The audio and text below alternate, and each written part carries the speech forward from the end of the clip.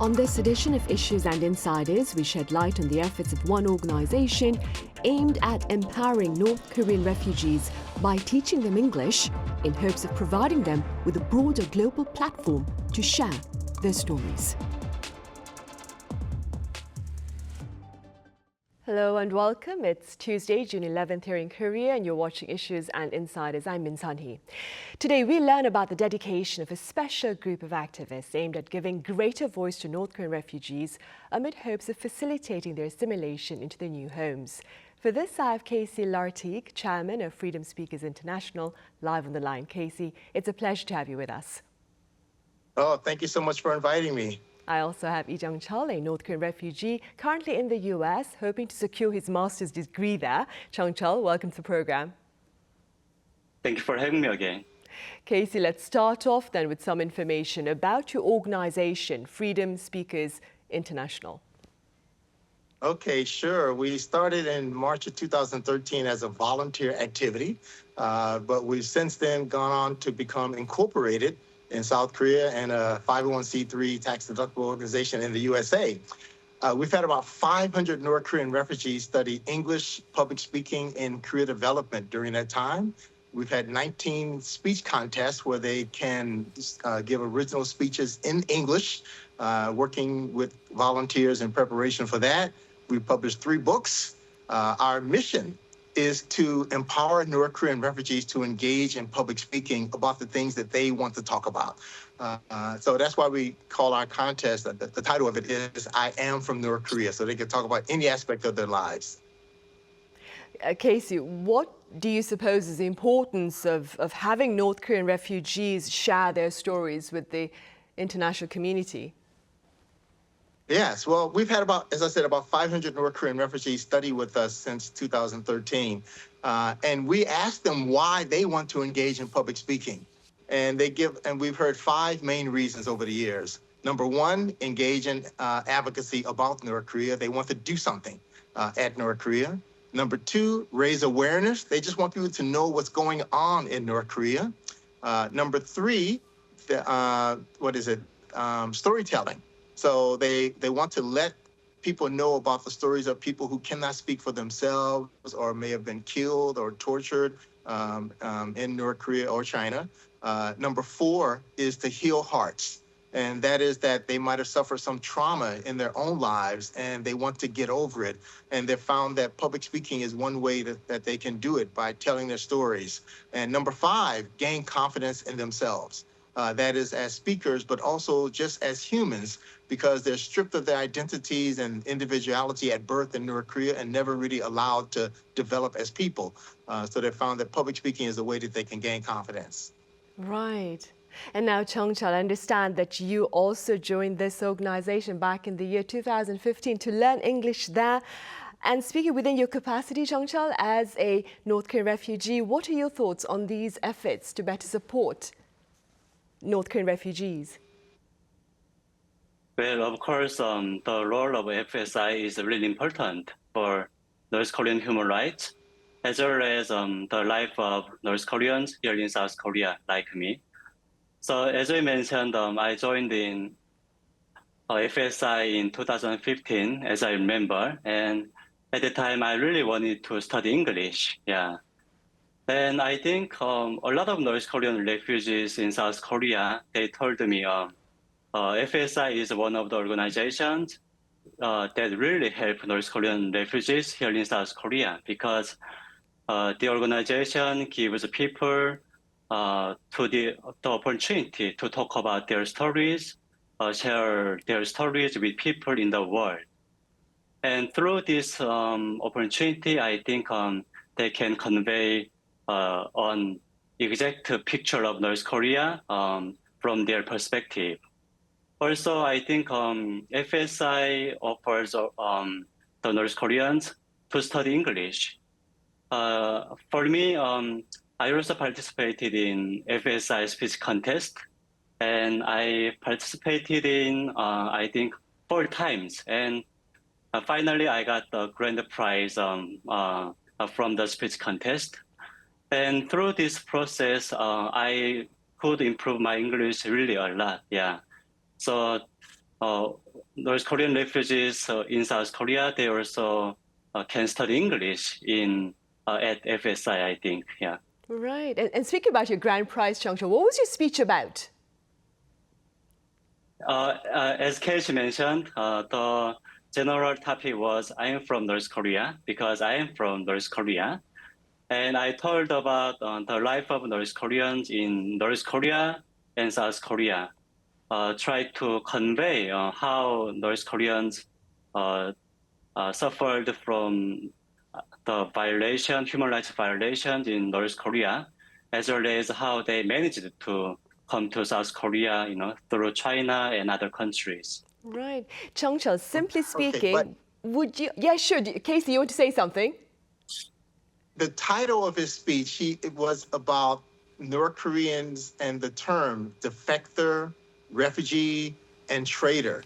And it was a really thoughtful speech that he gave. So the theme of our contest is I'm from North Korea, but that was a particular topic that he discussed that day. Right, I see. And Jeong-cheol, then simply speaking, would you say that English has offered you with a crucial tool of engagement with a broader audience about your experience in North Korea? Of course, actually, I have been active as a keynote speaker at FSI since 2019. And I gave lectures to students at international schools in South Korea. And I also gave lectures to travelers from all of the countries, such as the US and Canada and other countries. So through this opportunity, I could convey my stories, especially the story about North Korean human rights, to a lot of people.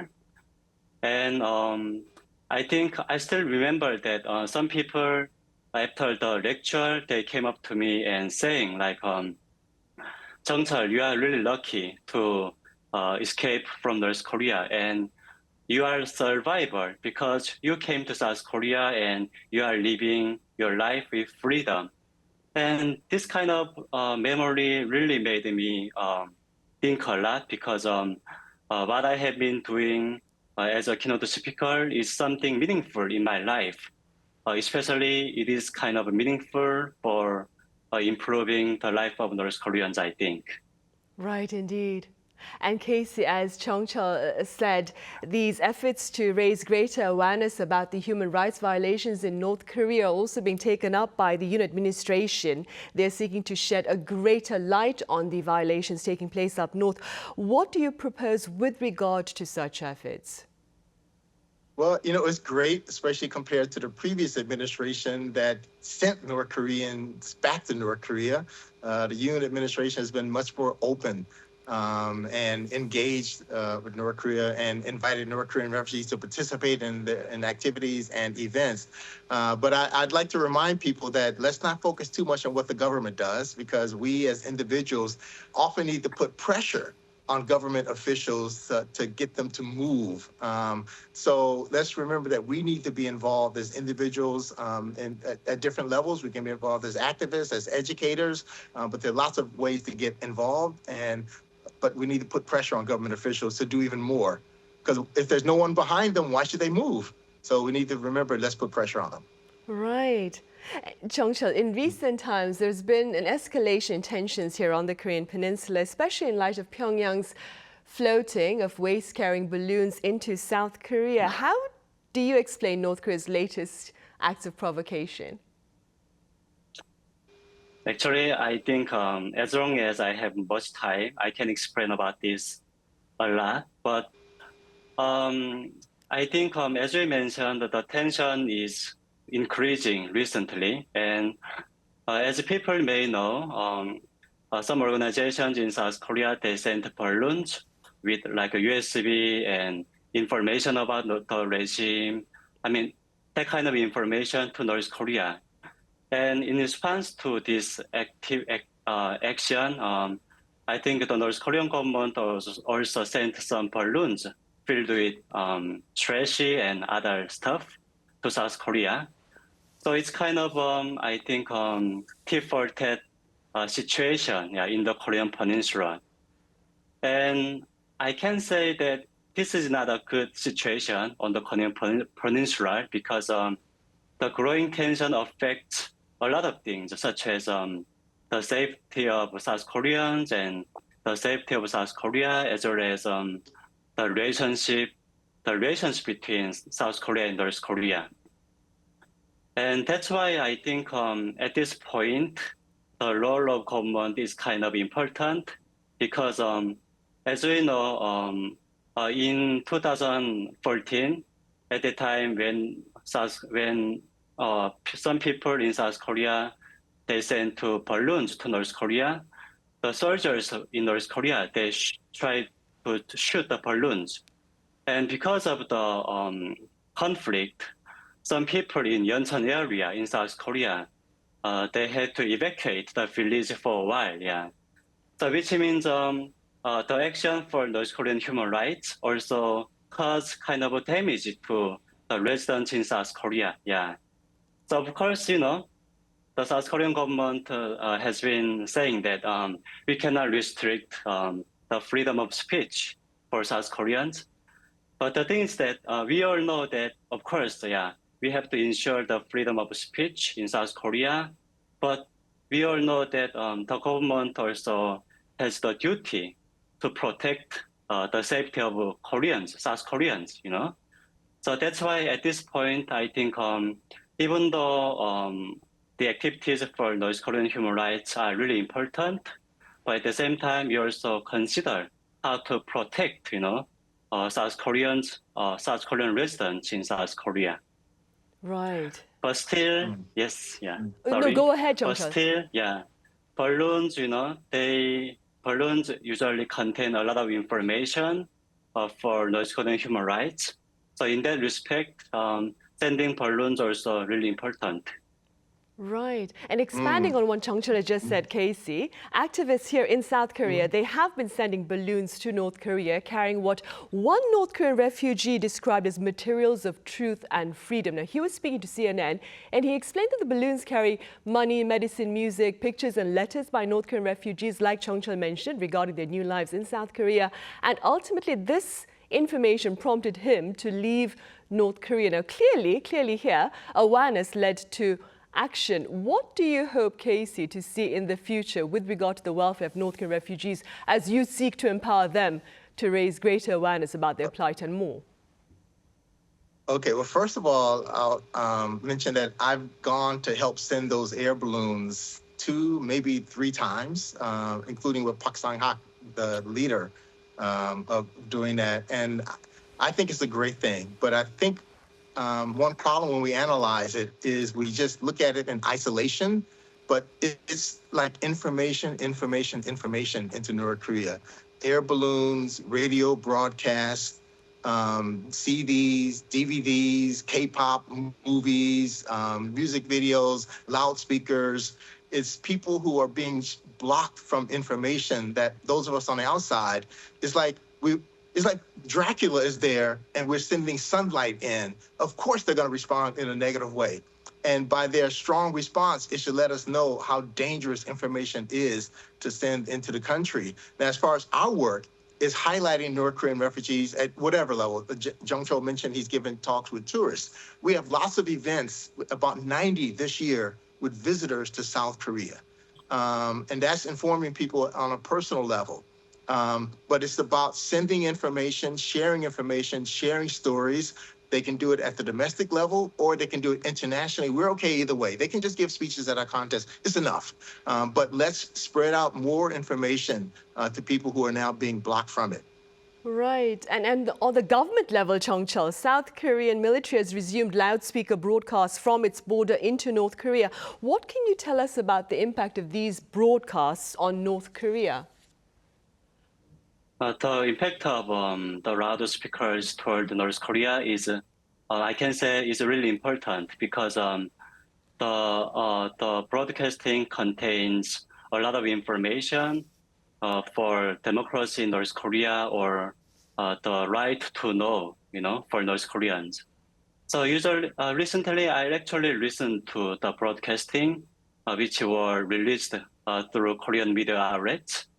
And the broadcasting contained the information about the truth of the dictatorship in North Korea, as well as how the North Korean government has been making North Koreans slaves, So this kind of information, as long as North Koreans have the access to this information, it can cause a huge threat to the regime. Yeah, that's why I think the regime is kind of sensitive to this kind of action.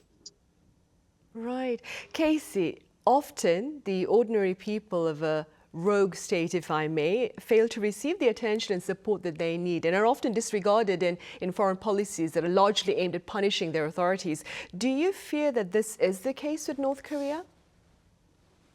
Yeah, it is the case, and I'm not sure how we can get around it because it is a government that we're dealing with that doesn't allow people the freedom to engage with others in the outside world. I want to be careful because I don't want to blame those governments because you got a country sending off missiles. It's, foreign governments have a hard time ignoring those missiles being launched. But at a certain level, they do need to get some criticism. And my criticism of those countries is, especially the USA, Canada, the UK, that they don't set their visa policies to make it easier for North Koreans to go to their country, to the different countries. In many cases, North Koreans who are applying for asylum, they will give up during the process. So I wouldn't blame those countries for, paying attention to those missiles.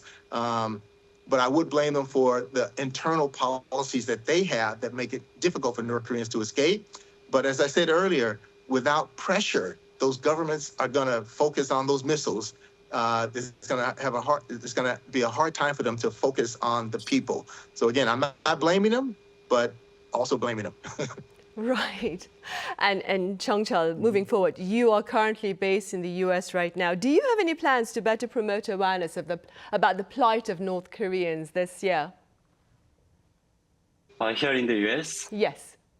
Actually, as long as I have opportunities to talk about North Korean human rights issues with people, I am open to sharing my stories, So I will actually, I am going to study my master's degree in a few months. So after I start my master's degree, and I will try to find some opportunities to convey the life of North Koreans here in the US. Right. Jeong-cheol, what area of study are you hoping to pursue? I will study international relations. Right, I see. And Casey, do tell us a bit about plans by your organization for this year. Oh, my goodness. I should look up my calendar. We have a lot of things going on. We're going to have our 20th speech contest in August in Seoul, downtown Seoul. It's a milestone to reach a 20th contest. Our 19th contest was actually in April at Harvard University. It was, really big deal. We have trips to India, to Canada this year. And we're going to participate in the North Korean Refugee Day coming up in the middle of July. As I said, about 90 events this year with tourists visiting. One of our speakers just spoke at Geneva. It's the second year in a row. So just so many things are being planned. And the main thing is empowering North Korean refugees to speak out as they wish, to tell their own stories or to tell the stories of others. But mainly, how do we empower them? People can volunteer with us, by the way. We're going to have an orientation this Sunday if they'd like to volunteer as a mentor for North Korean refugees so that they can get involved more deeply also. Right. And this orientation is taking place at your headquarters then, Casey, the Freedom Speakers International? It's online. Okay. Yeah, it's online, and they can find us at lovefsi.org, or they can find me on Patreon. I update almost every day, and I want to thank whoever it is who presented all those photos. It's just really heartwarming to see all the great work we've done and hear Jeong-cheol hear the things that he said about us, because we don't always ask the refugees what they think, but, really moving to hear what he had to say. Right, indeed. All right, Casey, thank you so much for your time and your thoughts today. And Jeong-cheol, thank you very much for your insights today. Thank you. Right, well, that brings us to the end of this edition of Issues and Insiders. Thank you for watching. See you same time tomorrow. That is Wednesday.